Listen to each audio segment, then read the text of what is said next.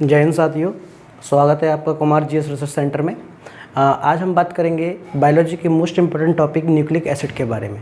Basically nucleic acid जो है वो प्रत्येक लिविंग ऑर्गेनिज्म के अंदर पाया जाता है, जो इन्फॉर्मेशन को ट्रांसफ़र करने के लिए हेल्पफुल होता है। ठीक है, न्यूक्लिक एसिड एक तरीके से नेचुरली केमिकल कंपाउंड्स होता है, प्राकृतिक रासायनिक यौगिक होता है, जिसका काम होता है प्रोटीन को सिंथेसाइज करना, प्रोटीन का निर्माण करना।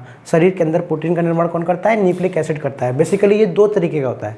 ठीक, कितने टाइप का होता है? दो टाइप का। एक होता है डीएनए और एक होता है आरएनए। डीएनए को बोलते हैं डीऑक्सी राइबो न्यूक्लिक एसिड और आरएनए को बोलते हैं ribo nucleic acid. Full form पूछ लेता है एग्जाम के अंदर।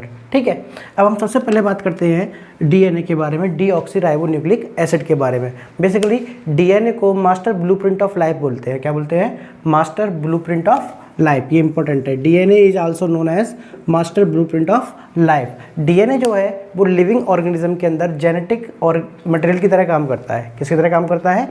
जेनेटिक मटेरियल की तरह काम करता है, क्योंकि डीएनए ही जो लिविंग ऑर्गेनिज्म के अंदर है वो इन्फॉर्मेशन को, कैरेक्टर्स को एक जनरेशन से दूसरी जनरेशन में लेके जाता है। ठीक है, डीएनए जो है किसी भी सेल के अंदर, किसी भी लिविंग ऑर्गेनिज्म की जो सेल होती हैं, उस सेल में जो न्यूक्लियस होता है उसमें अवेलेबल होता है, मिटोकॉन्ड्रिया में अवेलेबल होता है और क्लोरोप्लास्ट में अवेलेबल होता है। तो डीएनए कोशिका के अंदर कहाँ कहाँ पाया जाता है? केंद्रक में पाया जाता है, मिटोकॉन्ड्रिया में पाया जाता है और क्लोरोप्लास्ट के अंदर डीएनए पाया जाता है। अगर हम बात करें वायरस के अंदर, तो वायरस के अंदर जो आरएनए होता है, राइबो न्यूक्लिक एसिड होता है, वो जेनेटिक मटेरियल की तरह काम करता है। किसकी तरह काम करता है?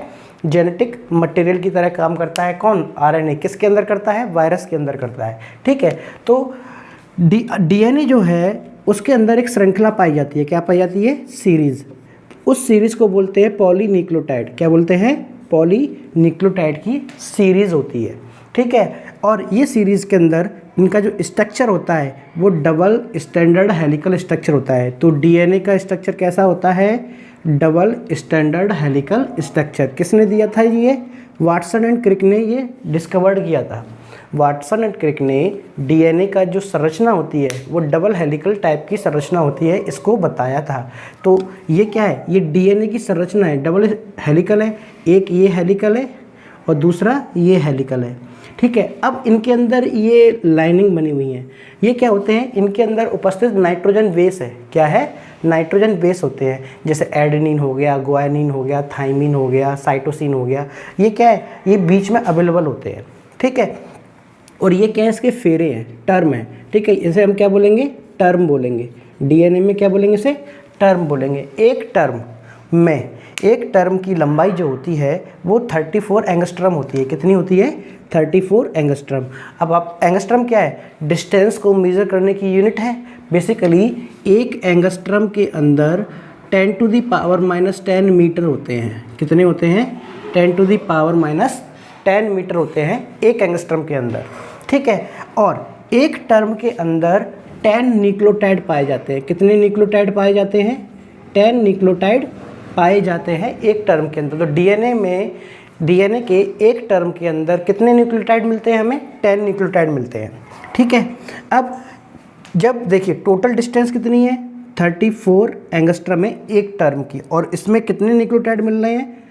10 न्यूक्लियोटाइड मिल रहे हैं। तो अगर मैं आपसे ये कहूँ कि एक न्यूक्लियोटाइड से दूसरे न्यूक्लियोटाइड के बीच की डिस्टेंस कितनी होगी, तो 34 को 10 से डिवाइड करेंगे तो कितना आ जाएगा? 3.4 एंगस्ट्रम। तो दो न्यूक्लियोटाइड के बीच की डिस्टेंस कितनी होती है? 3.4 एंगस्ट्रम होती है। आई होप आपको ये चीज़ समझ में आई होगी। डीएनए की अगर हम बात करें तो डीएनए एक पॉलीन्यूक्लियोटाइड की एक सीरीज़ होती है। क्या होती है? पॉलीन्यूक्लियोटाइड की एक सीरीज श्रृंखला होती है। इस पॉलीन्यूक्लियोटाइड के अंदर दो पार्ट में डिवाइड किया गया है। पहले पार्ट में क्या है? न्यूक्लियोटाइड होते हैं और दूसरे पार्ट में फॉस्फेट होते हैं, फास्फोरस भी बोलते हैं। तो इसका मतलब डीएनए जो है वो दो चीज़ों से मिलकर बना है। एक होता है न्यूक्लियोटाइड और एक होता है फास्फोरस। ठीक है, डीएनए न्यूक्लियोटाइड के अंदर दो पार्ट में डिवाइड किया गया है। एक होता है पार्ट शुगर और दूसरा होता है नाइट्रोजन बेस। ठीक है, एक होता है शुगर और एक होता है नाइट्रोजन बेस। शुगर को भी दो पार्ट में तोड़ा गया है। एक होता है राइबोस शुगर और एक होता है डीऑक्सी राइबोस शुगर। ठीक है, कौन कौन सी? राइबोस शुगर और डीऑक्सी राइबोस शुगर। ठीक है, नाइट्रोजन बेस में दो चीज़ें होती हैं, एक होता है प्यूरिन और एक होता है पायरिडिमिन। कि केमिकल कंपाउंड है, एक होता है प्यूरिन और एक होता है पायरिडीन। प्यूरिन के अंदर दो केमिकल्स पाए जाते हैं, एक होता है एडेनिन और एक होता है गुआनिन, एडेनिन गुआनिन। और पायरिडीन के अंदर भी दो केमिकल्स होते हैं, साइटोसिन और थाइमिन, साइटोसिन और थाइमिन। अब देखिए जो डीएनए होता है, डीएनए के अंदर क्या होंगे, एक दो चीज़ होंगी, एक तो फास्फोरस होगा और दूसरा होता है हाइड्रोजन बॉन्ड। क्या होता है, हाइड्रोजन बॉन्ड। ये याद रखना, पूछा जाता है कि डीएनए के अंदर कौन सा बॉन्ड पाया जाता है, तो डीएनए के अंदर कौन सा बॉन्ड पाया जाता है, हाइड्रोजन बॉन्ड पाया जाता है। ठीक है, तो जो एडेनिन है और थाइमिन है, एडेनिन और थाइमिन, एडेनिन और थाइमिन के अंदर डबल हाइड्रोजन बॉन्ड होते हैं। क्या होते हैं, डबल हाइड्रोजन बॉन्ड होते हैं। किसके अंदर होते हैं, एडेनिन और थाइमिन के अंदर। ठीक है, और ग्वानिन और साइटोसिन के बीच में ट्रिपल हाइड्रोजन बॉन्ड होता है। क्या होता है, ट्रिपल हाइड्रोजन बॉन्ड होता है। ठीक है, अब हम बात करते हैं, अगर हम आरएनए की बात करें, किसकी बात करें, आरएनए, राइबोन्यूक्लिक एसिड की बात करें, तो उसमें थाइमिन नहीं होता। क्या नहीं होता, थाइमिन नहीं होता। थाइमिन की जगह पे क्या होता है, यूरेसिल होता है। क्या होता है, अगर हम आरएनए की बात करें तो आरएनए के अंदर थाइमिन नहीं होता, थाइमिन नहीं होता है। इसकी जगह पे क्या होता है, यूरेसिल होता है। क्या होता है, यूरेसिल। ठीक है, तो यहाँ पे अगर हम थाइमिन की जगह पे यूरेसिल को रिप्लेस कर देंगे तो वो आरएनए बन जाएगा। क्या बन जाएगा, आरएनए, राइबोन्यूक्लिक एसिड बन जाएगा। ठीक है, अब हम बात करते हैं राइबोन्यूक्लिक एसिड आरएनए के बारे में। Ribonucleic acid basically single standard helical structure में होता है। किसमें होता है, single structured helical structure, helical structure. ठीक है, तो आरएनए का स्ट्रक्चर कैसा होता है, सिंगल स्टैंडर्ड हेलिकल स्ट्रक्चर होता है कुछ इस तरीके का। और ये क्या है आपके, ये केमिकल्स हैं। ठीक है, आरएनए का काम होता है प्रोटीन का निर्माण करना, सिंथेसाइसिस ऑफ प्रोटीन। और प्रोटीन का निर्माण करना एक कैसी प्रक्रिया है, एनाबॉलिक प्रक्रिया है। कैसी प्रक्रिया है, एनाबॉलिक। जैसे मेटाबॉलिक प्रोसेस होता है, मेटाबॉलिक में क्या होता है, फूड फॉर्मेशन होता है, उसी तरीके से एनाबॉलिक में प्रोटीन का फॉर्मेशन होता है। ठीक है, तो anabolic process is the process which are use to formation of food.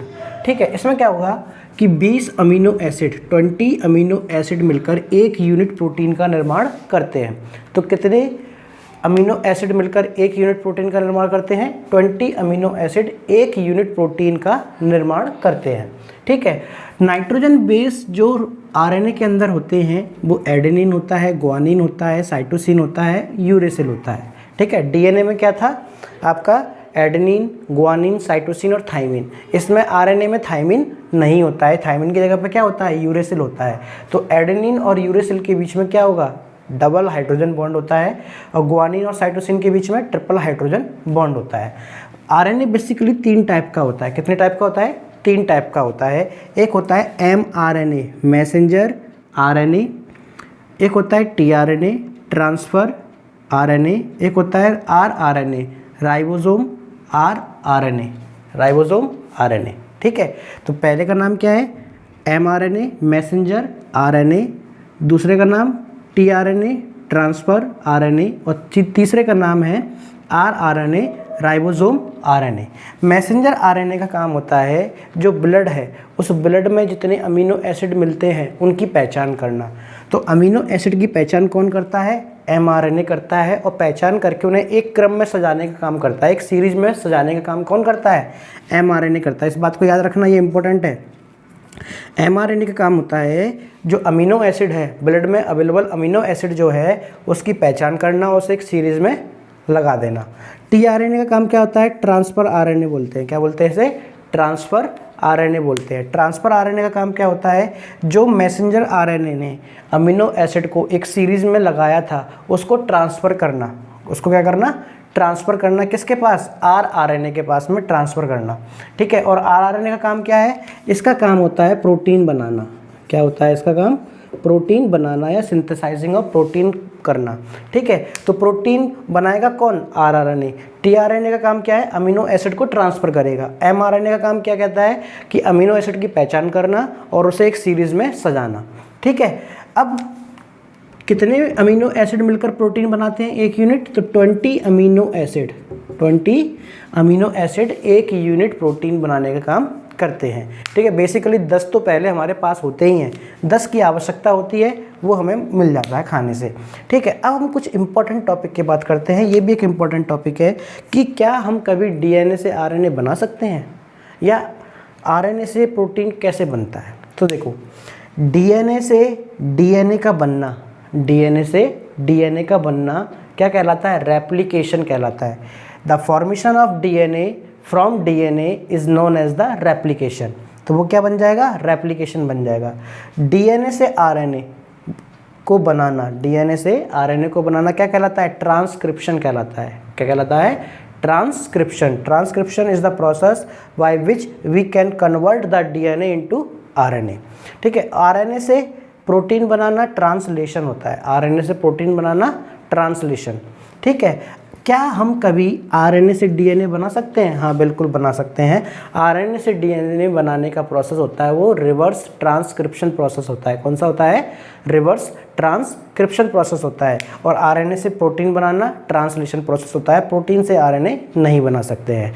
ठीक है, तो ये इंपॉर्टेंट है, डीएनए से डीएनए बनाना रेप्लिकेशन, डीएनए से आरएनए बनाना ट्रांसक्रिप्शन, आरएनए से डीएनए बनाना रिवर्स ट्रांसक्रिप्शन, और आरएनए से प्रोटीन बनाना ट्रांसलेशन प्रोसेस होता है। आई होप आपको ये आज की क्लास समझ में आई होगी। आपका दिन शुभ हो, और हमारे चैनल को और आप शेयर कीजिए, क्लासेस को शेयर कीजिए। जय हिंद, जय भारत।